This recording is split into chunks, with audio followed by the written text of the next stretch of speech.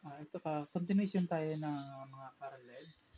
Meron tayong nasa lamisa natin na LP001 Big Dipper.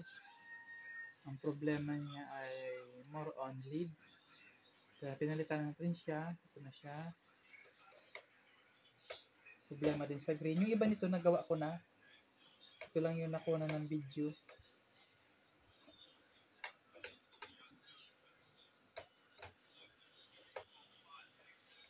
SMD na 3 watts na lead bulb.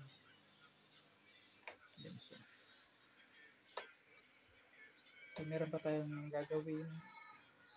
Yung naiwan ay mga no power naman yun. Same time, may mga problema pa sa bulb. Gagawin pa natin yun. Ito ay bagong design ng parallel LP001 by Big Dipper. Ito siya.